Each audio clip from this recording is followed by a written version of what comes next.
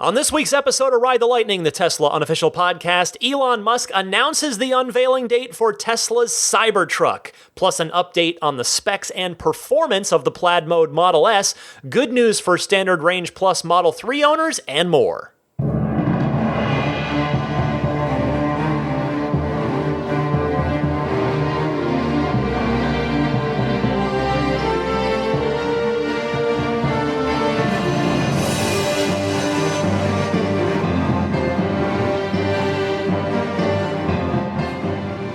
What's happening, my friends? I'm Ryan McCaffrey, and to my left, curled up in a little boxer ball, is Daisy the Boxer Puppy. This is Ride the Lightning, the Tesla unofficial podcast for November 10th, 2019, episode 223.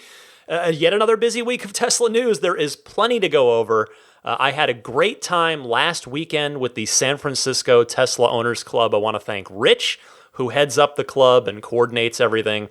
We had a really fun time. We met up at the Daly City Supercharger, had a good time chatting there for a while, and then headed off on a nice drive down the coast to Cameron's Pub, a British-themed pub down in Half Moon Bay there, right on the coast, and just a really nice time. Always fun to chat with other Tesla owners. So that was good stuff. Again, if you have not done a local Tesla Club event, give one a try, because I think you'll find that you have. If you're into Tesla enough to listen to this podcast, you're probably going to have fun at an owners club meetup. Meanwhile, the big software update that I've been talking about for a few weeks now is finally rolling out en masse. It seems that it had started a week ago. So I was kind of waiting all weekend. Oh, it's time. I'm gonna get it. Yay! I'll go test it out. The power update, meaning. And it never came, and it turns out it looks like it was halted. There must have been some kind of bug or something with it. That's why they do these on a phased rollout. But now, pushing out wide to a number of people this here on Friday night. So over the course of the weekend, you'll see it you'll probably see it if you haven't seen it already. I just got mine. I installed it just before recording this, 2019.36.2.1. So my plan is this weekend, in fact, tomorrow, hopefully, I'm going to take my Draggy, D-R-A-G-Y. I've had a couple people ask me about it. It's a little dongle that uses a Bluetooth connection to your phone with an app, and then it's got a GPS thing in it. So it uses the phone and the GPS, and it can pretty accurately measure, 0 to 60 times, quarter mile times, etc. So I had bought one when I got my car, and I have used it. I've measured the last time there was a 5% power increase and saw my 0 to 60 time go from 3.5 seconds with no rollout to 3.4 with no rollout. So I am eager to test it out again to see what effect this latest update has. So if you're curious how that goes and you don't want to wait a whole week to hear about it on next week's show, I'll be posting those results from the app on my Instagram. So keep an eye out for that. All right, let's get rolling here with the week's Tesla news. The big story this week, you probably heard about it. Let's talk about it. Elon Musk announces the unveiling date for the Tesla pickup truck, which is now at least colloquially known, and perhaps soon officially, who knows, known as the Cybertruck, which I think is super cool. In fact, my phone already wants to correct it to intercapped T. So cyber, capital C, Y-B-E-R, capital T, R-U-C-K. So good job, iPhone. I'm totally on board with that. So it will be happening November 21st, which is a Thursday. Elon saying Cybertruck unveil on November 21st in LA near SpaceX rocket factory. And yes, by the way, as Elon himself pointed out in a follow-up tweet, Los Angeles, November 2019, if that sounds familiar to you, that's because that is exactly when and where Blade Runner takes place, which we know the truck is inspired by Blade Runner, and Elon has said it looks like it came out of Blade Runner. And of course, we also know how much Elon loves his pop culture tie-ins and pop culture references.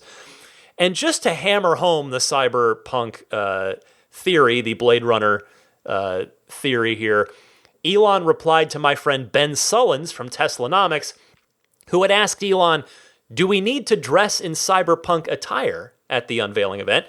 And Elon replied simply saying yes. So here's the thing. I don't think Elon is joking about that. This is one of those things where it seems like Elon's probably joking, but I suspect he's actually probably not joking. Now, I don't want to read into his tweet too deeply because that can get you into trouble. You know, it's Twitter is by nature a short, abbreviated place, 280 characters. I don't want to read into it too deeply, but even though the implication of that tweet would be that the event would take place at the Tesla design studio, which is next door to SpaceX, by the fact that Elon said it would be near the SpaceX rocket factory, to me it seems a little bit odd that Elon didn't explicitly state that, because the design studio is typically where the unveilings happen. That's where Model 3 happened, Model Y. However, and again, maybe I'm making a mountain out of a molehill here, I wonder if it's going to take place right next door there at the Hawthorne Airport, that little regional little airport, which is where the semi-truck / next-gen Roadster reveal happened. Because, of course, in that case, Elon had these giant semi-trucks, and he brought those in, and then the Roadster came off the back of one of the trucks and went zipping around. So there was plenty of room for that at the airport, at the airfield. Now, and here, it leads me to wonder, okay, with the truck, since he didn't say design studio, could it be the Hawthorne Airport again? They've used it before. Because would maybe Elon be intending to tow something insane with the Cybertruck as part of the onstage demonstration? Perhaps a Falcon 9 rocket, I wonder. So, now in any case, it seems I was accurate in my Captain Obvious level prediction that this event, if it was going to be in November, it would probably be before Thanksgiving. Thanksgiving is at the end of the month this year here in the United States. And so it is indeed the week prior, exactly 1 week prior, Thursday, November 21st. As far as I know now, invitations haven't gone out yet as of me recording this here at, 10 p.m. on November 8th. So we'll see what happens. I am crossing my fingers and very much hoping that I'll get an invitation so that I can cover it for this podcast. Plus, I mean, I'll be honest with you guys, as always, I just personally want to see this thing with my own eyes in real life, because, you know, I've seen this with other Tesla events, the other Tesla prototypes. Seeing it with your own eyes is a little bit of a different experience than looking at pictures or watching videos online. And of course, if I get to do that, if I am lucky enough to have that privilege, I then get to communicate that to all of you here through the podcast. So we'll see what happens. I did proactively, I will admit, I went ahead and booked a flight because I thought, well, if I don't, I just booked it on Southwest, so I can use the fare, I can use that some other time if I end up not getting an invitation and can't go. But I figure, well, the longer I wait, the more expensive the flights are going to get. So fingers crossed I'll get to go. We shall see. And, I have no idea how big or small the event will be. So that's going to factor into this whole thing as well. But regardless, mark your calendars. You are going to want to watch this live stream. And I say that with the acknowledgement that Tesla has not yet announced a live stream for this event. So I am simply speaking of my own brain here, but history suggests there is about a 95% chance that Tesla is going to live stream this, because they've live streamed all of their previous big reveals and events over the last, several years at this point. So it's pretty reasonable to expect them to do the same here. The countdown is now officially on. We will soon know what the heck the Cybertruck actually is. Moving on this week, Elon dishing out some more interesting stuff on Twitter, not just a Cybertruck reveal date. he replied to a Twitter user named Ryan. Shout out to fellow Ryans, especially because Ryan follows me on Twitter. So there's a good chance he's hearing this now. Hi, Ryan.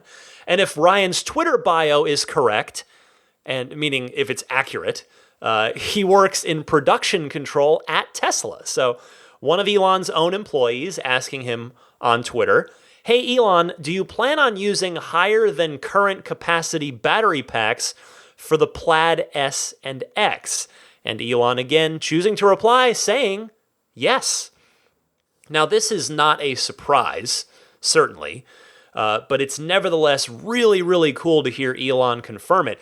In fact, I've been guessing that we'd get a bigger battery pack out of the S and the X for a while, and it just makes sense that the Plaid mode version would be the one to finally make that happen. I mean, part of the Roadster's insane power does come from how much power it can draw at once from its massive 200 kilowatt hour battery pack. I don't think that the Plaid S and X will have anything quite that large. After all, the Roadster's the halo car with the price tag to match, but my guess is it's going to be somewhere between 120 and 150 kilowatt hours. Again, I have nothing to base that on other than my own gut feeling of having obsessively covered Tesla for the last 4+ years.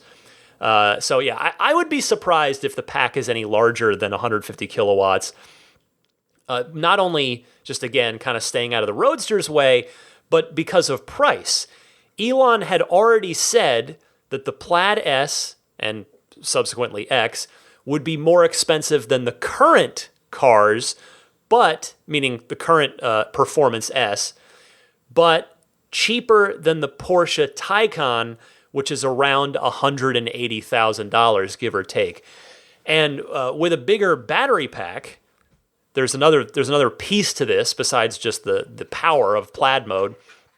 But with that bigger battery pack, even against the losses that will come from just the raw power, the more power the car has, the less range it gets. That's the case with the P100DS and X and the Performance Model 3 as well.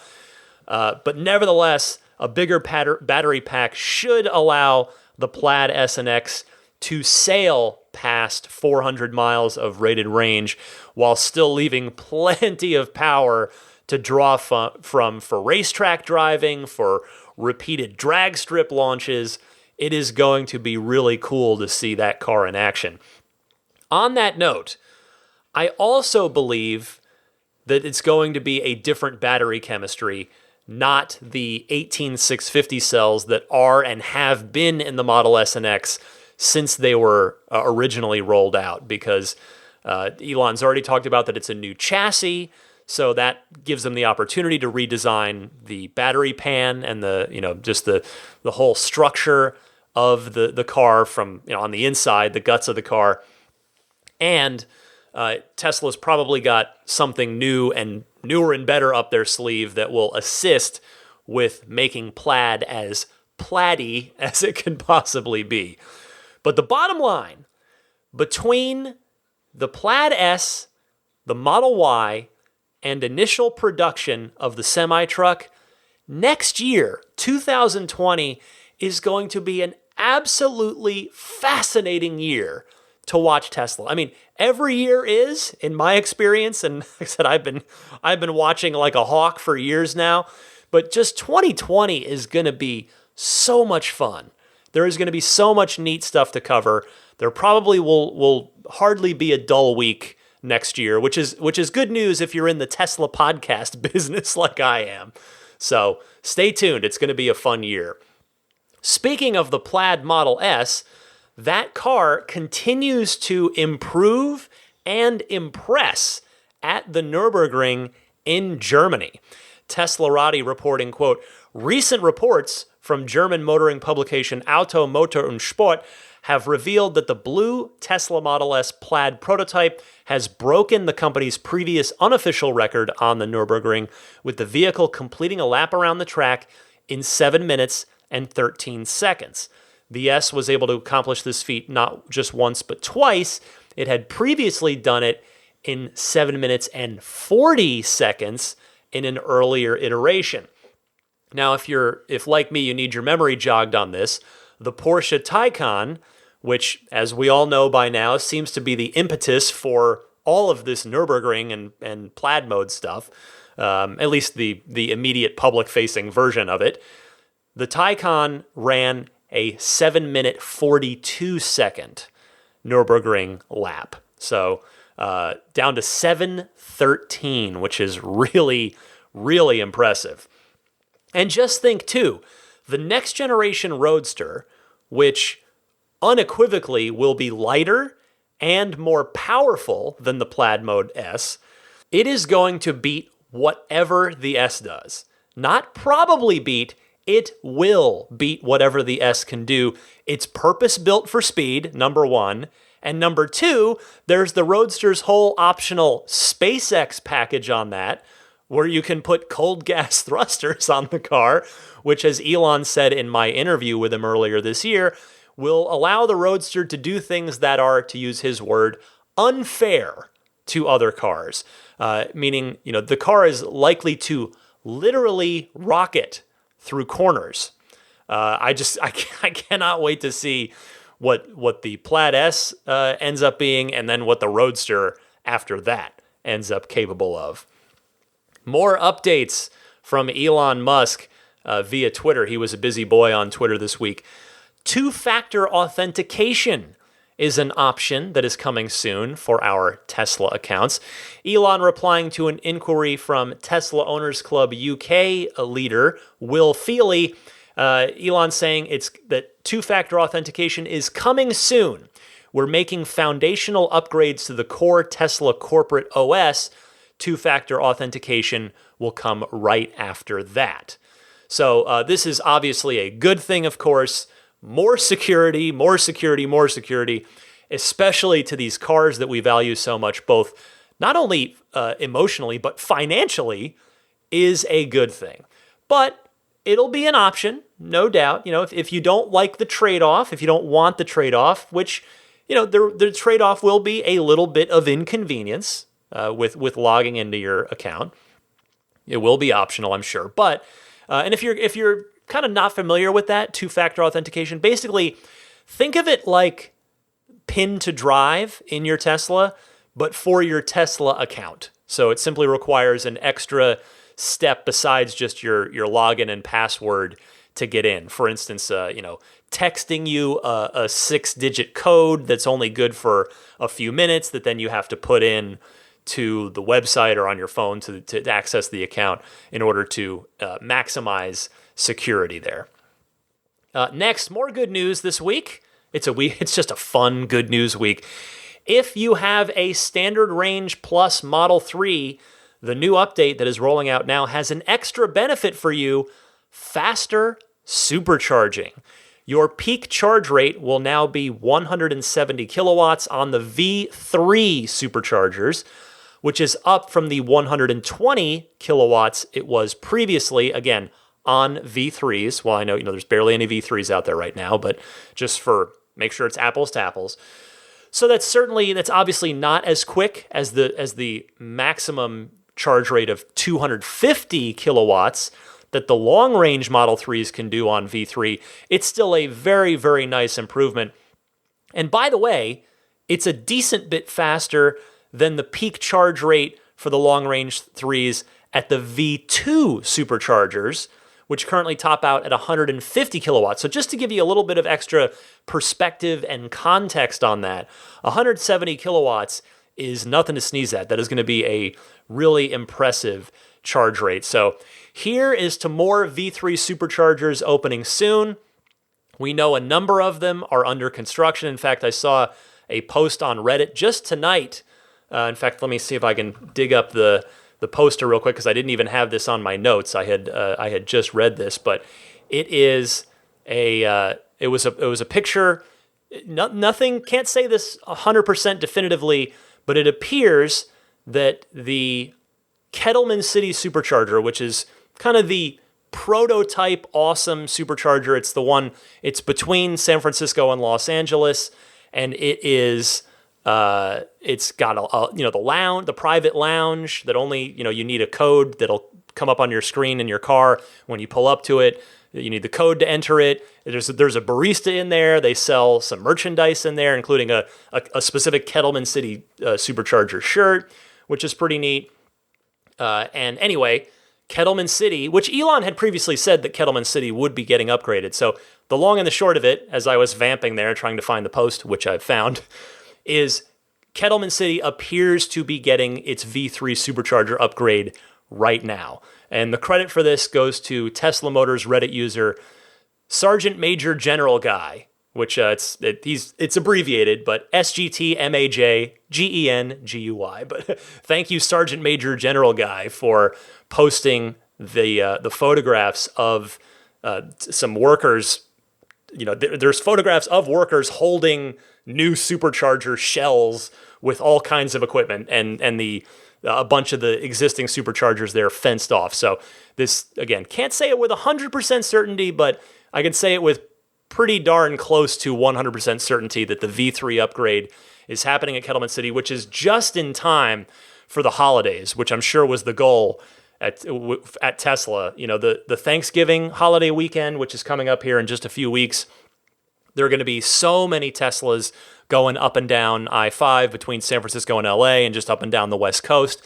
And then, of course, after Thanksgiving, you've got the Christmas season as well, Christmas itself. There'd be a ton of Teslas, on that I-5 corridor, and a lot of people making use of Kettleman. And, you'll be able to move so many more Teslas through there with the upgraded speeds of V3. So great news on that. Once it actually opens, I will pass along word on that as well. Next this week, the results are in from the rest of that 5,000 owner Model 3 survey that Bloomberg did. I told you about the first part of it last week. Tip of the cap here to Tesla Roddy for sort of summarizing the report here. Once again, the results of this survey are pretty darn impressive. 90% of Model 3 owners that were part of this study stated that Autopilot makes them feel safer on the road overall. Think about that for just a second. 9 out of 10 owners say not just that they like Autopilot, that they feel that it makes them safer. That is a really impressive figure. Now, to balance it out, the most common complaints about Autopilot cited in Bloomberg's survey are phantom braking incidents, as well as times when Autopilot fails to react fast enough to sudden maneuvers of other drivers. Overall, 13% of the study's respondents stated that Autopilot has put them in risky situations at some point, but on the other hand, 28% of the study's respondents noted that Autopilot had saved them from dangerous situations.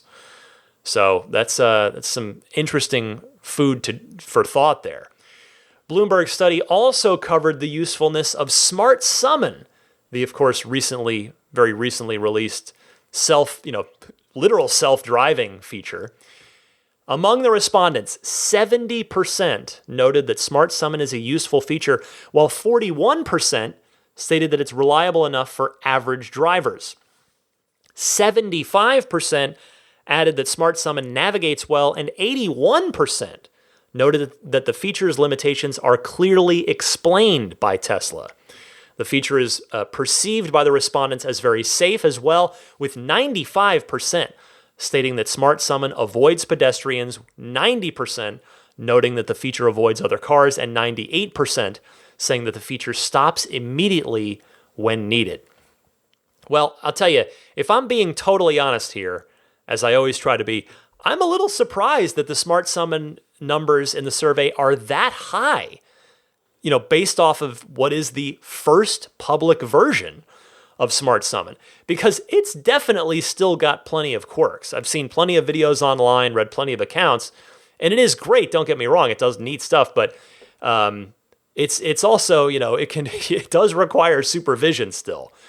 But I suppose, the flip side is it's so darn impressive as well that people are giving it high marks in this Bloomberg survey. And the good news too, it's only going to get better, starting with that first big update that's coming to it very soon, per Elon's remarks on the earnings call a couple of weeks ago. As for Autopilot, I have found in my personal experience, there is one spot on a freeway where I can get Autopilot to phantom brake every single time. So I can repeat it. And I've done bug reports. I don't know what else I can do. But outside of that particular spot, I have, knock on wood, I have not had the phantom braking thing happen to me in quite some time. And I'll tell you, I absolutely would be had I participated in the survey, I would have been one of the 90% that says they feel safer because of Autopilot. And again, just to hammer this home, like Smart Summon, Autopilot 2 is only getting better. It continues to improve. It continues to get better. Awesome. Finally this week, in a fairly busy news week, a very important note for my California listeners. Apologies to the rest of you, but I know for a fact from digging into my metrics that I have a lot of California listeners. The California State Electric Vehicle Rebate, which has been $2,500 for a long time, it is changing quite a lot in a way that will affect a lot of Tesla customers. So let me just walk you through this real quick. And again, thank you to the Tesla Motors Reddit for flagging this. That's where I saw it. On December 3rd of this year, in other words, less than 1 month from now, the MSRP cap for rebate eligibility is lowering to $60,000. So that knocks out the S, all of them, the X, all of them, as well as the Performance Model 3.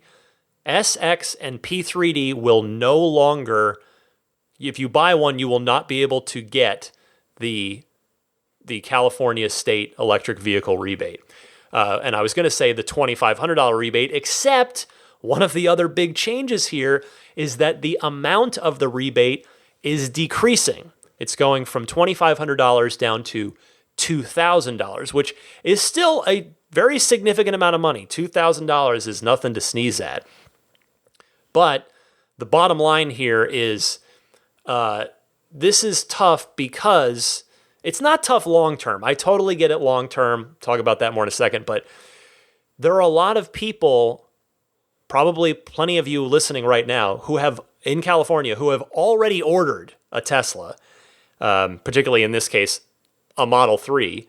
And you are, the backlog is such that you're waiting for your car a little longer than you might like. The wait time had been for a lot of the year 2 to 3 weeks, but the backlog is bigger. The wait time is longer right now. It looks like these California cars might not get delivered per the delivery estimates that a lot of people have right now until the second half of December, right towards the end of the month, the end of the quarter, the end of the year.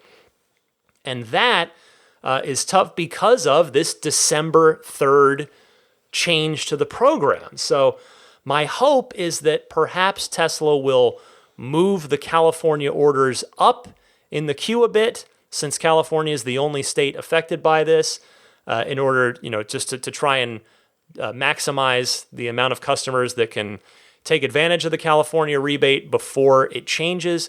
Tesla has historically been good about that kind of thing, of doing right by their customers and trying to make sure that they can capitalize on incentives wherever possible. So, but again, the car must be delivered by December 3rd in order to be eligible for this. So setting aside the people that are currently in limbo with this, and if that is you, by the way, I feel for you. That's now going to cause you some anxiety that you did not anticipate when you ordered your car. So if I put myself in those shoes, that's a lot of money, and I would definitely be sweating that right now. So I hope Tesla is able to to make it right for as many of you as possible. But in principle, just again, setting that aside in sort of the bigger picture, I'll say I'm totally okay with these changes. I mean, hey, would it be great if there were more and bigger and wider spread electric vehicle rebates in California and in every state? Yes. But if there's going to be a limited amount of money in the pool for this, which, by the way, there is every year in California, that's how this program works. It's there's a pool of money, it gets exhausted, and then it gets renewed, and the cycle continues. And thankfully, California always has renewed it. You know, they could have easily just said, nope, we're not going to do that this year. We're going to spend that money on something else. But California has continued to renew it. But yeah, if there is going to be a limited amount of money in that pool, I would rather see it go towards helping people afford a standard range plus Model 3 rather than, you know, having somebody who's going to grab an S and X or a Performance 3. So again, yeah, long term, I think it's a good. I mean, it's the best of the situation, right? So this is going to go to help more standard range plus people and just help more people be able to just make that financial stretch. You know, that $2,000 is going to help a lot of people, and just help bring the cost of that standard range plus 3 down for them. So that I'm happy about. Again, I'm not happy about the fact that this all seems to be happening very quickly, and that there may be a number of people who are in limbo with it. But like I said, hopefully it's going to work out, and just wanted to pass this along to my California listeners as a public service announcement. All right, stick with me. I will be right back after the Tasmanian ad with the Ride the Lightning hotline. Plenty of your excellent phone calls lined up, your Tesla questions, comments, discussion topics coming up right after this.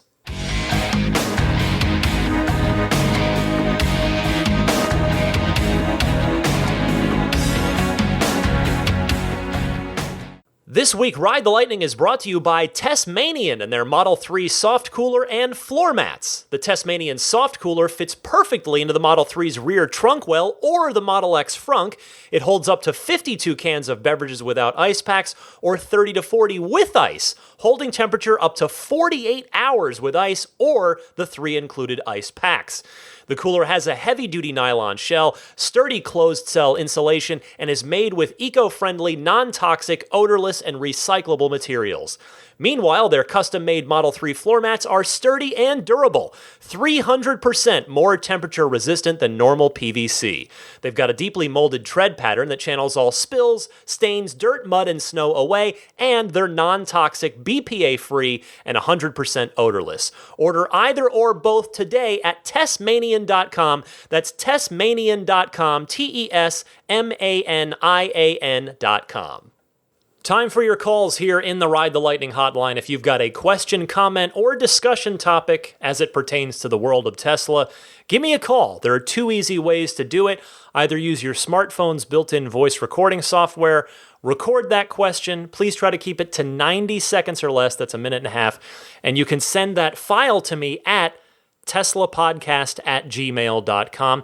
Or you can do the same thing, minute and a half call, and just leave it as a voicemail on the Ride the Lightning hotline. It's a toll-free number. Call it anytime, day or night, 1-888-989-8752. Again, that's 1-888-989-TSLA. And hey, if you know someone special with an upcoming birthday, anniversary, graduation, or some other special occasion, you can give them a unique gift of recorded voices from friends and family telling them why they're special. The recordings can be podcasted or put onto a keepsake. Visit lifeonrecord.com to learn more. And a quick note that the November Patreon exclusive bonus episode is up. That's where all the extra calls go to get answered, to get discussed, the ones I don't have time to get to here on the weekly show, the regular normal podcast. And there were a lot of them. This is about a 45-minute bonus episode because I had not one but 2 shows with no hotline because of the quarterly earnings call and then the Franz interview. So a lot of calls covered. I just want to thank the following callers who are featured on that. Jeff from New Jersey, Mike from Los Altos, Daniel from South Florida, Chris from Southern California, Maturshan from Toronto, Jonathan from Maryland, Robert from Texas, Josh from Mississippi, Jameson from Sacramento, Keith from Greensboro, Jerome from Northern California, Dave, Jonas from Paris, Darren from Illinois, John from Seattle, Dan from New York, Jersey from the San Francisco East Bay, David from Chattanooga, Bill from Idaho, and Tim from Indiana. So if you just heard your name and you are not supporting me on Patreon, I still want to make sure that you hear this episode, because if you were kind enough, you took the time and energy to call in, I want you to hear the answer. So just email me and I will give you a one-time download link to get to that episode. So let's get rolling now with Jeremy in New Zealand, who has, there was a big topic last week. I got a lot of calls in response about slow read and write speeds with USB and the dash cam, and some best practices there. So Jeremy, I think, has a good solution. Let's go to Jeremy. Hi, Ryan. It's Jeremy from Christchurch, New Zealand. Just calling to respond to the caller that you had last week that was having a problem with the slow write speed to his USB for Sentry Motor dash cam. I've been having exactly the same problem, so I'm not sure if it's something to do with software 10, because I've used a couple of different USBs getting the same issue. Anyway, my workaround is just to have two USBs in the car, and that way if I get the bug, I just swap the USB sticks over, so at least I'm still recording dash cam and Sentry Mode until I can get home and reformat the bugged drive, and just keep swapping them over as necessary. Fortunately, it's not something that happens too often, so it's not too arduous. While I've got you, I just wanted to say I finally, after more than 3 years waiting, got my right-hand drive Performance Model 3. It's pretty much exactly a carbon copy of yours. The red multi-coat, white interior, and I'm in love. I know a few people from Tesla listen to your podcast, so I just want to take this opportunity to say a huge thank you to everyone at Tesla. You've built an extraordinary machine. I've had a lot of possessions in my life, and I've got to say this one is by far the best thing I've ever owned. I can't help it. Several times a day I actually go and just walk out to the garage and stand there staring at it. It really is my dream come true. So to all of you at Tesla, thank you. You've just made something that really brings me a lot of joy in my life. And thank you to you, Ryan, for a great podcast. Keep up the great work. And talk to you again sometime. Thank you, Jeremy. I agree with you. It's the best thing I've ever owned. And I can tell you that feeling doesn't go away. And then as far as the USB sticks, I actually do the exact same thing. But I do it because if I'm parked somewhere very public, especially now that Sentry Mode tracks things behind the car with the backup camera, I can walk back to my car to find dozens of Sentry events just filling up the stick. So I always keep a second one formatted and ready to go in my center console there so that I can swap it out and always have one ready just in case. Again, also on this subject, as I teased at the top, I got a lot of responses to this over the past week with a pretty general consensus, and that appears to be this. It would seem that USB sticks, memory sticks, are not really designed to be written to and written over on a constant basis in the way that they are used for the dash cam. I had several people recommend an SD card with a USB adapter built into it so that you're writing to an SD card rather than to USB.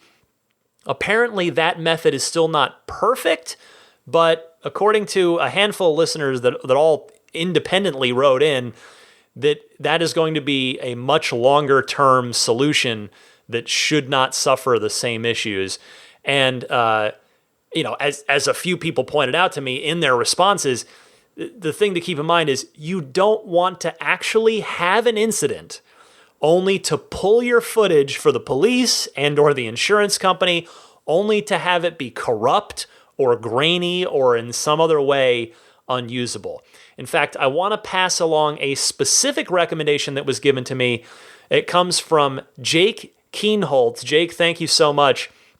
Jake recommended the Samsung Pro Endurance 128 gig micro SD XC card and the Ugreen, just the letter U, Ugreen, Ugreen SD card reader USB drive that has an aluminum case for heat dispersion.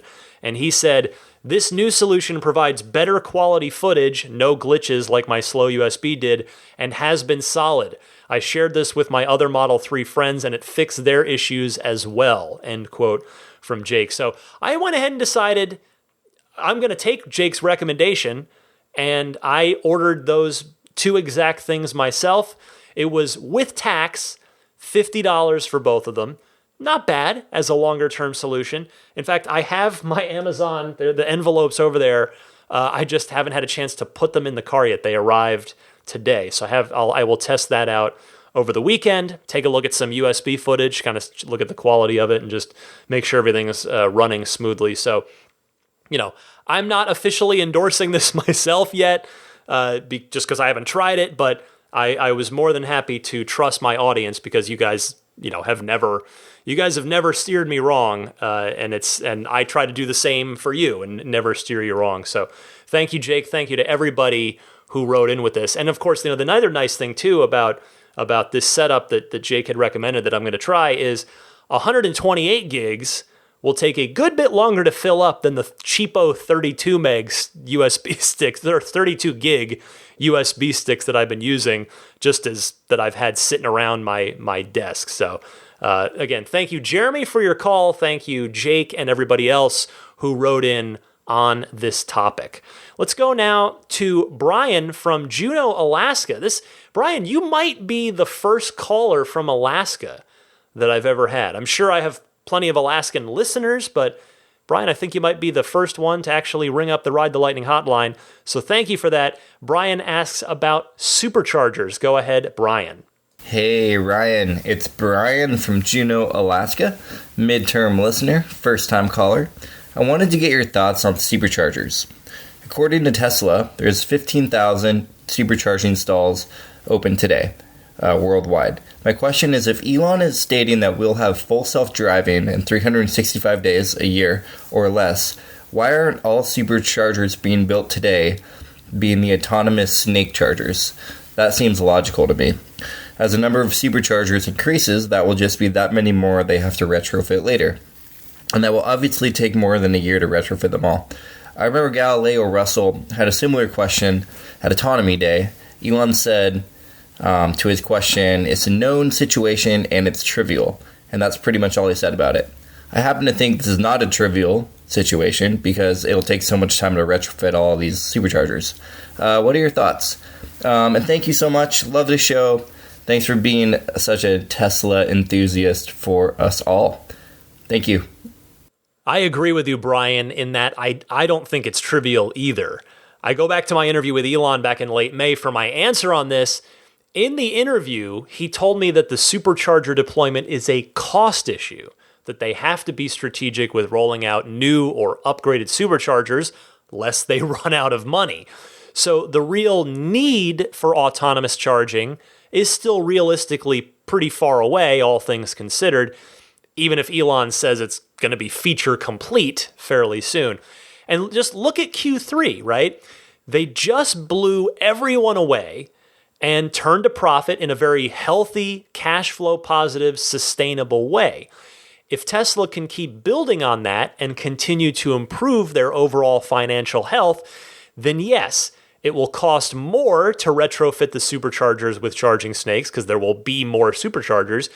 But in effect, it really won't because the company will be in a much healthier place overall to be able to undertake that project. And that's my take on it anyway.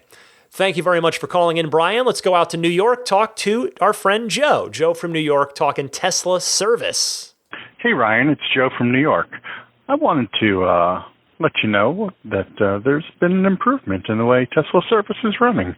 I know a couple moons ago you had problems with getting your windshield replaced, and it was back and forth with your insurance and Tesla service and such.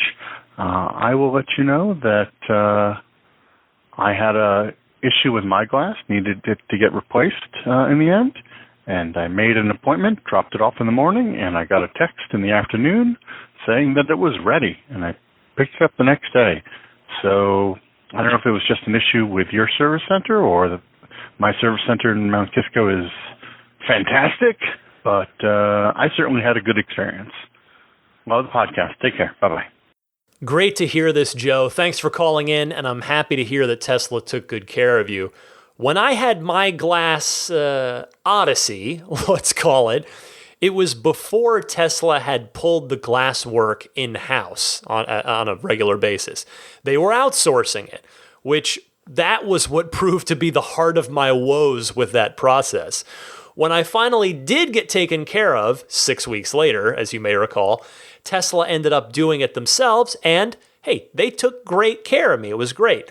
So based on my lousy experience with the third-party glass company, I was very, very happy to hear that Tesla was bringing glass service in-house, and I'm definitely happy to hear that you got your glass replacement done quickly and painlessly, which quite frankly is how it should be for a relatively routine service like that. So hopefully that is going to be the new normal. Brian from Northern Virginia reacting to Elon Musk's thoughts about advertising that he was mentioning on the earnings call a couple weeks ago. Go ahead, Brian. Thanks, Ryan. This is Brian from Northern Virginia with a comment on your episode 221, where you talked about Elon Musk's thoughts on advertising, period. It seems to me there is a place for a little bit of advertising by Tesla. And that's because every time I talk to anybody who's considering buying a Tesla, who's thinking about an electric vehicle, the number one question I get is charging. How do you charge? How long does it take? Where is it possible? Doesn't it limit you? Etc. And of course, I point out that it's really quite simple to install charging capacity in your home or even in your condo building, that you have an array of superchargers all over the United States, about every 75 or 100 miles along virtually every interstate in all the major cities, and that you fundamentally, simply with a little bit of planning, can go anywhere you want in the United States and probably most parts of the world, and you'll have quite sufficient charging that happens very quickly. It doesn't take long. And this is a real advantage for Tesla. So I think we can all imagine some pretty clever and creative 30-second commercials, the kind of informative image-building advertising that we often see on television. That's my thought, and I'd certainly welcome yours and the thoughts of any others who would like to comment on that. Take care. Thank you, Brian. I think what you're hitting on is exactly what Elon was referring to when he said that Tesla's eventual advertisements would be informational/educational. And listening to your call, I'm now picturing a really slick TV spot about ease of charging that shows how chargers are everywhere.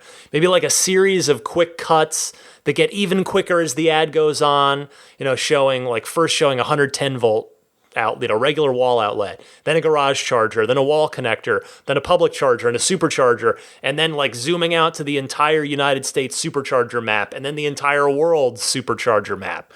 The right ad, I feel, really could drive home your very important point about charging, because I agree, it really is the most commonly asked question/concern.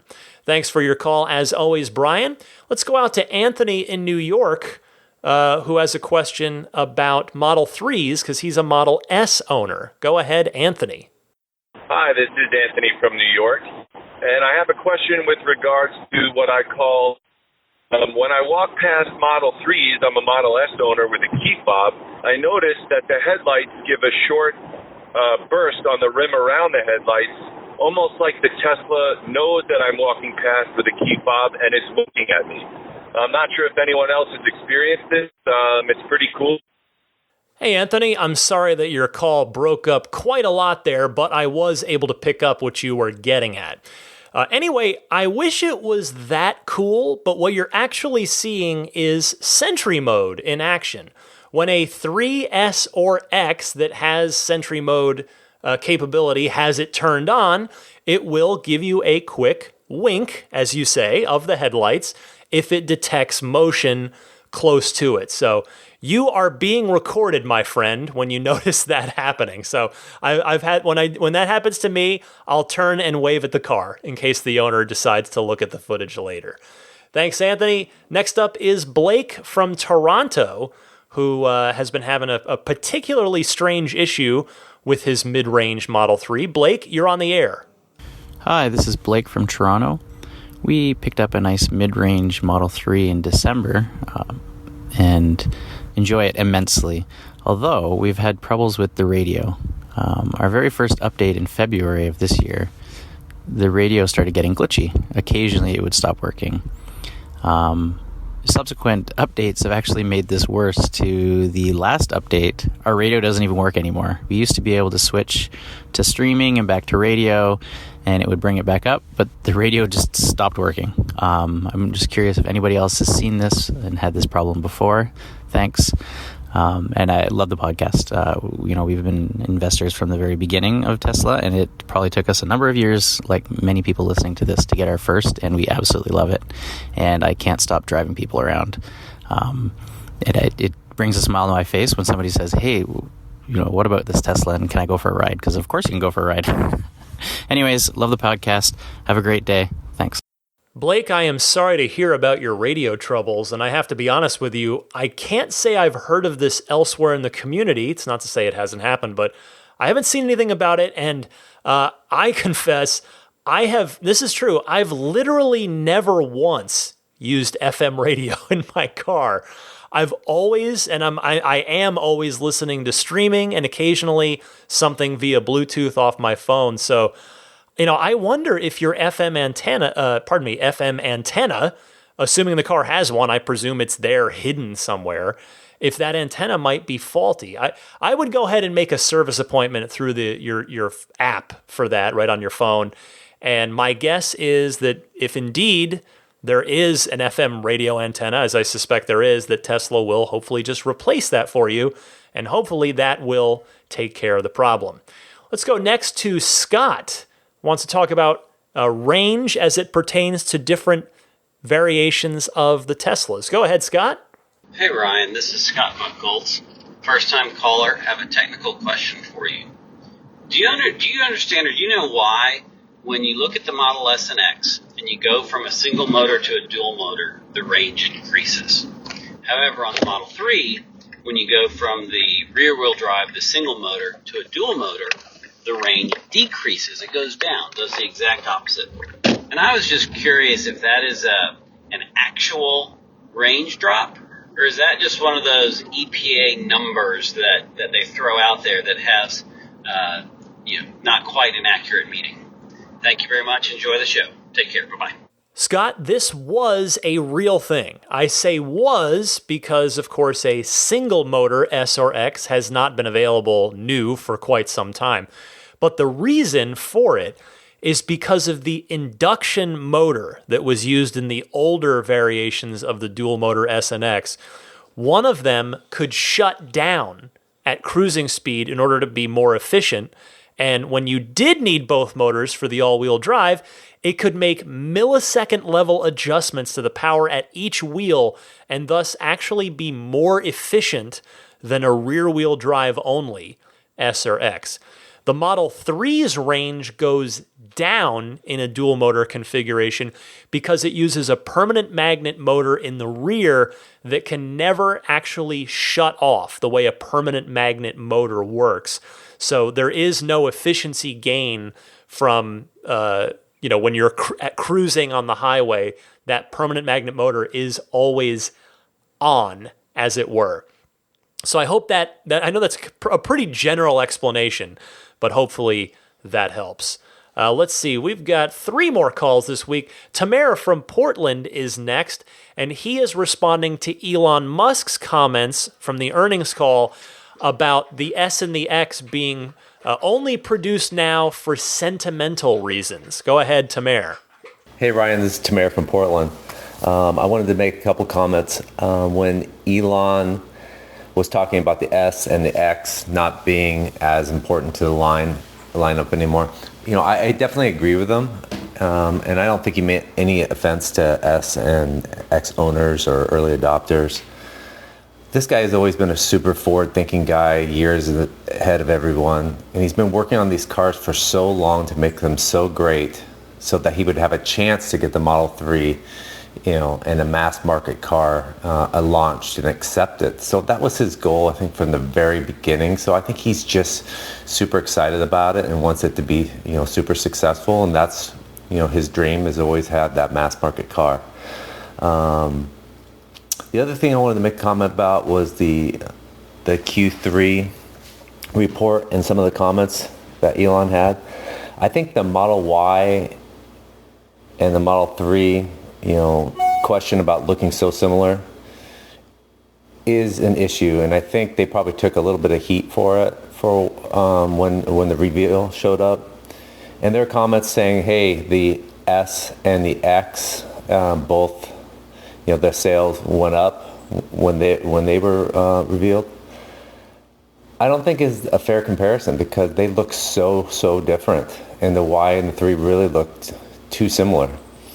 But again, I think the Y is gonna be a huge success, and I'm not being negative about it. I just thought that it wasn't quite a fair comparison.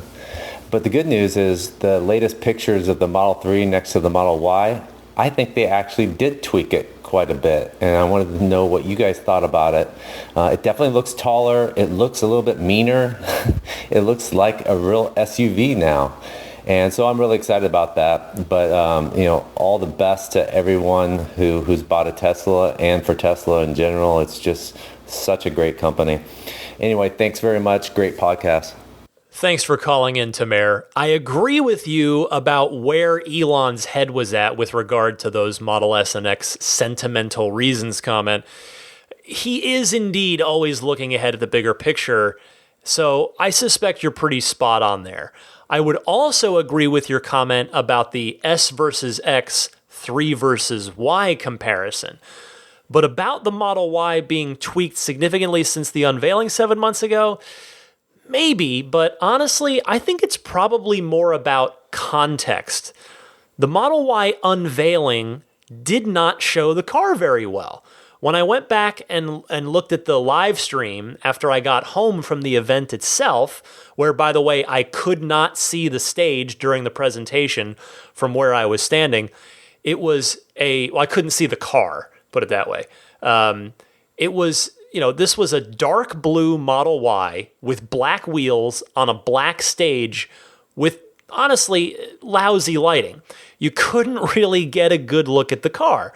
And then the test rides outside that I was lucky enough to get to do, that was at night, and there were really no great photos or videos of the outside of the car there because, again, the lighting wasn't right. It wasn't good for it. So now, though, here's the thing. Now we are seeing the Model Y in different colors, and more crucially, we are seeing it on occasion next to the Model 3, which we could not do at the unveiling. So now we're really getting that context for its size relative to a 3. It's a decent bit taller, and now we are also seeing what it looks like in natural lighting. So it's going to be really fascinating to see how the market reacts to the Model Y once it is released next year. Cheers, Tamer. 2 more calls. Let's head out to England and talk to our friend Jonathan, who answers the caller that was looking for information last week about how Autopilot fares with roundabouts. Go ahead, Jonathan. Hello, Ryan. This is Jonathan Hodgetts from England, answering David's inquiry about Autopilot on roundabouts. Autopilot does not usually work on roundabouts at all. If you try to go onto a roundabout with Autopilot, you usually get the red hand come up on the steering wheel. I've only once ever managed to successfully go round a roundabout with Autopilot, and that was following another vehicle very slowly and taking the first exit. Regarding the lack of Model 3s in the UK, that will change rapidly. I picked up a Model 3 for my wife last Saturday, and apparently at that one service centre they were delivering over 200 Model 3s on that one day. And apparently that is what they're regularly doing every single day. So at that rate, obviously they're going to increase rapidly. Regarding the matter of full self-driving in Europe, I remember Elon saying that Europe would probably be the last part of the world to get full self-driving due to the legislation requirements. So I'm afraid we've got a long wait, I'm afraid. Bye for now. Thank you very much for that first-hand report about roundabouts, Jonathan. I appreciate that. Again, I didn't know that information, so I am more than happy to learn something new, and I'm sure David appreciates it too. Let's finish strong with our friend DJ in North Central Ohio, again with a caller response from a caller a while back who was asking about a teenager mode in the car. Go ahead, DJ. Hey, Ryan, DJ in lovely North Central Ohio again. Calling to respond to a caller from a couple weeks ago. I'm a little behind on the show. Sorry about that. I was asking about teenager mode for the Tesla. The car actually already has most of what he was asking for. If you go to the app and go to controls, you will see at the bottom speed limit mode. And if you turn on speed limit mode to whatever max speed you want and it's enabled, it also automatically enables chill mode at the same time. And the only way to disable it is from the app and with a pin. So hope that helps out. Talk to you later. Have a good one. Bye. I did not realize that it was that extensive, DJ. Thank you very much for that. Once again, as with the last call, it's very helpful, and I learned something today, which I always appreciate. Thanks, DJ. Thanks, everybody who called in. I sincerely appreciate those of you that take the time to do so. I invite you. I welcome it. If you would like to call in, you heard the ways to do it. 2 easy ways to do that. You heard that at the top of the segment. Check that out. Or if you're ever curious, the show description has the instructions for calling in as well. So thanks again, everybody. We'll do more calls next week, of course. For now, stick with me. I'll be right back with an update on what's been going on with me and my car, as well as your pro tip of the week and a few plugs and final notes right after this.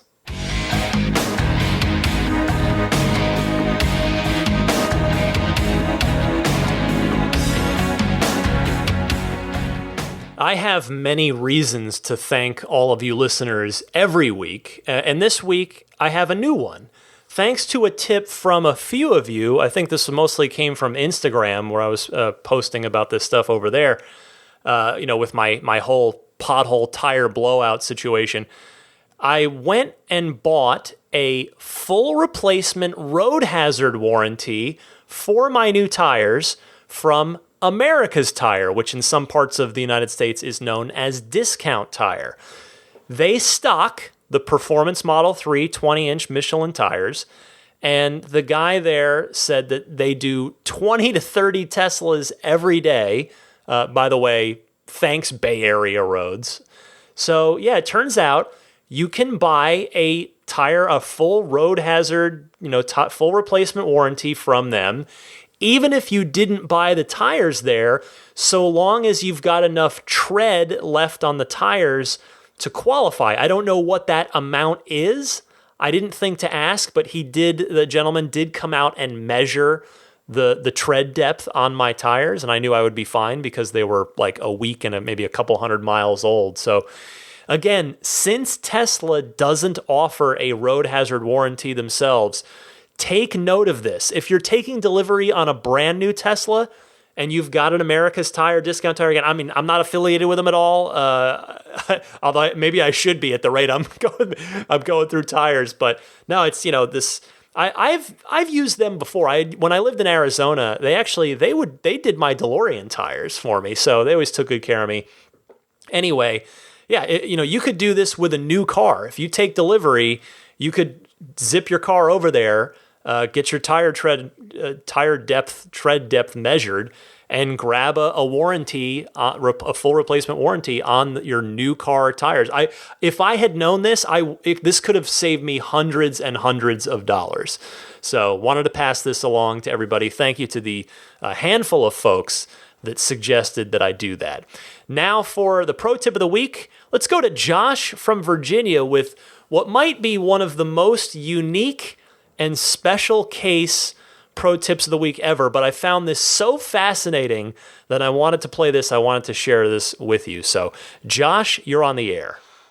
Hey, Ryan, this is Josh from Virginia with a pro tip. If you're fortunate enough to have a Model 3 and a Model X, and you're finding yourself having trouble getting in and out of the doors in the Model 3 inside of the garage, you could open the Falcon Wing door on the Model X, and the rear door on the Model 3 will fit perfectly into the opening, giving you more room to open the door. Hope this helps someone. It's helped me a lot getting baby seats in and out of the Model 3 inside the garage. Well, as I said heading into this, that is an incredibly specific tip. But Josh, thank you very much. It's a very impressive tip in the way you described it. It's almost as if the two cars were designed to complement each other that way. I mean, I imagine it's a design coincidence more than anything else, but you never know. Still, I wanted to go ahead and play this, pass it along, because, even if it doesn't necessarily affect a ton of people in my audience, I think it's just interesting. That's super cool. So, Josh, thank you for calling in with that.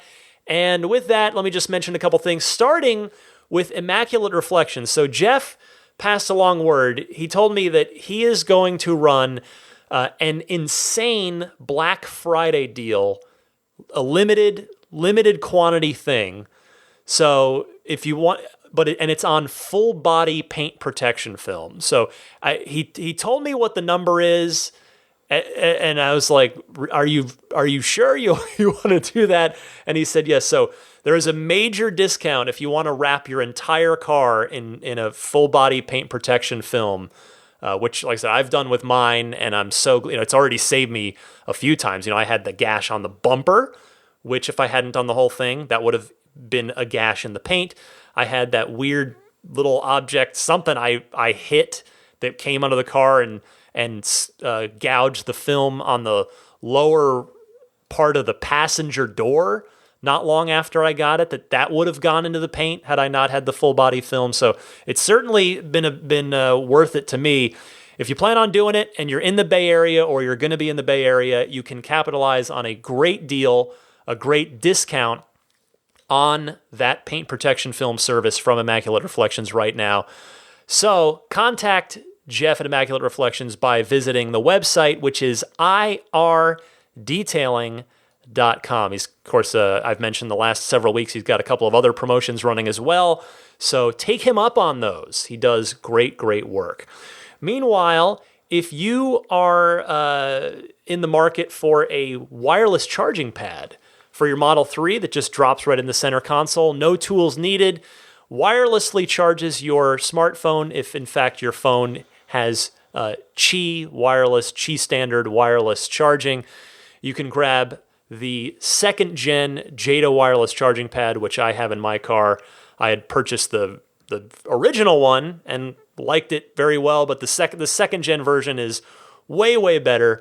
So it's $100, yes, but it's a one-time. He'll have it for the life of the car. So if you want to grab that, they also have the USB hub that I've mentioned a few times here and there as well. So if you're interested in either or both of those, you can check them out on their website. Please use my referral link. So if you just type this in, it'll take you to their website. And if you do buy either or both of those products, Jada kindly throws me a few bucks just in the interest of full transparency, just a referral thing. So the link there is getjada.com, GETJEDA, getjada.com/REF/8. That whole thing is important. You got to use that whole thing. So thank you in advance there. And then there is, of course, abstractocean.com, longtime friend of Ride the Lightning. They have had the discount code for this podcast audience running for a while. So if you've never been there, take a look. It's a holiday time. They've got all kinds of, I would say lighting accessories are their specialty. LED lighting kits for the interiors and exteriors of the cars, as well as those cool puddle lights that you can swap out. It's like one simple tool, the light in the bottom of your door, and then you can have it shine the Tesla T logo down, or the Model 3 logo, or the S or X logo. And then, of course, the center console wraps are a popular seller. They've got the brand new version of the tempered glass screen protector, all kinds of stuff. AbstractOcean.com. Use the coupon code RTLPodcast. That's all one word, RTL Podcast. Use that code at checkout to get 15% off of your first order. What else? You can follow me on Twitter at DMC_Ryan. Same thing on Instagram. And then I told you how you can email me earlier in the show. I'm at teslapodcast@gmail.com. And subscribe to the podcast if you don't already. That's a not a monetary thing. That's just a free convenience thing, so that the show downloads to you automatically each and every time a new episode drops, which, of course, is every Sunday at 9 a.m. Eastern, 6 a.m. Pacific. You can subscribe on pretty well any major podcast service, be it iTunes/Apple Podcasts. There's Google Podcasts. There is Stitcher. TuneIn, which is in your Tesla, remember, with TuneIn. There's Spotify, and then I'm on YouTube as well, just as an audio-only syndication there. I just crossed 6,000 subscribers on YouTube, too, which I'm impressed by that, because, like, this is the only place I promote it. And I don't even, promoting it's a strong word, I just mention it, and there's no video, too. And most people don't like it when there's no video on YouTube, but I'm happy to put the podcast anywhere that people want to listen to it. So thanks to all of you who listen to this on YouTube. Finally, let's see, I want to make sure that's everything. I believe that's everything. Yes. I want to thank, of course, the Patreon producers, the wonderful, kind souls who support me at the producer tier, which means they get a few extra fun little perks every month, or in some cases every week. So thank you to Pete White, Wolfgang Obergen, George Cassiopo, David Brander, Jonathan Wales, Alexi Heft, Logan Willis, Michael Lester, Robert Miracle, Jason Chalukas, Joe Edgel, Tim Hyde, Lars Hoffman, Lawton from Chicago, Peter Chalet, Rome Strack, David Vakil, Ulrich Lassa, Luke A., Eric Randolph, David Nondahl, Gabriel Salays, Jerry and Mary Smith, Brian Hope, Bill Royko, Lyle Austin, Joel Sapp, Dorian Steve Guberman, Michael Waddle, Daniel Grummer, Jeremy, Tesla Owners Taiwan, Jeremy Harris, Rob Brewer, Ron Lee, Larry Lynch, Chris Konesnik, John Cody, Matthew Wright, Aaron Appleby, Kaz Barnes, Neil Weaver, David Perella, Sunil Joseph, Dennis Peak, Scott Gillis, Will Stedman, Evie Tricity UK, Stig Mickey Jensen, and Jeff Angwin. Thank you all so very much. If you feel that I have earned your voluntary monetary support, which is what Patreon is, then first of all, thank you if you feel that I have earned that. And you can pledge and learn more. You can find everything out on my Patreon page, which is patreon.com/Tesla Podcast. Patreon spelled Patreon. So thank you in advance should you deem me worthy of that. But of course, the show will come at you the same time as it has for 223 straight weeks now. But yeah, hey, if we're getting towards that time of the year where we express some thanks. So if you feel like I've earned your Patreon thanks, well, thank you in advance for that. Alrighty, I think that wraps it up. I want to say, as always, thank you for kindly donating your time generously. Boy, I am twisting my own tongue here at the end of another hour and 10-something minute show. So I should get out of here before I mingle my words some more, like I did right there. It's all going south right here at the end. I should quit while I'm still sort of maybe ahead. So for a sleeping Daisy the Boxer puppy, I'm Ryan McCaffrey. Thank you all so very much for sticking with me for the 223rd episode of Ride the Lightning. I will see you back here next week. In the meantime, happy electric motoring.